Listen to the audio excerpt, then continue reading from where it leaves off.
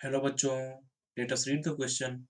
The question says, will geographical isolation be a major factor in the speciation of a self-pollinating plant species? Why or why not?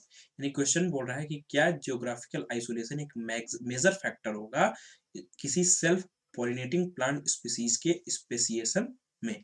तो actually geographical isolation क्या होता है? Geographical isolation होता है कि किसी particular population के जो दो ग्रुप्स हैं वो एक दूसरे से सेपरेट हो जाए ड्यू टू ड्यू टू हो सकता है कि रिवर के कारण, ड्यू टू हो सकता है सी के कारण या माउंटेन रेंजेस के कारण।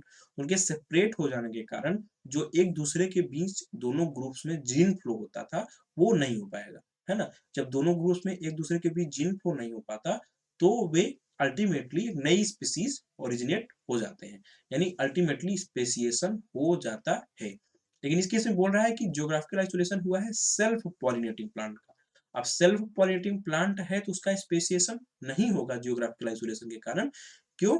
क्योंकि जब सेल्फ पॉलिनेटिंग प्लांट है तो ये प्लांट स्पीसीज जो है वो किसी दूसरे प्लांट पे डिपेंड ही नहीं करेगा फॉर इट्स रिप्रोडक्शन। ठीक है, यानी हम लिखेंगे कि no geographical isolation, geographical isolation will not be a major factor and geographical isolation एक major factor नहीं होगा in the speciation, यानी origin of new species in the speciation of self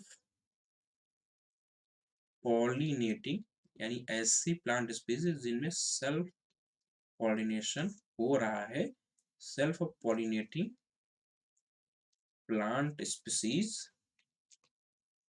because क्योंकि वो डिपेंड ही नहीं कर रहा है अदर प्लांट्स पे फॉर इट्स रिप्रोडक्शन। ठीक है, because it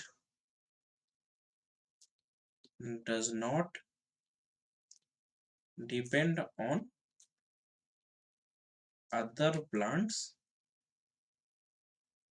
for its reproduction.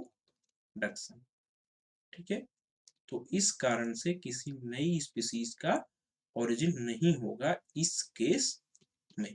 So this was all about this question, hope you understood it well, best of luck.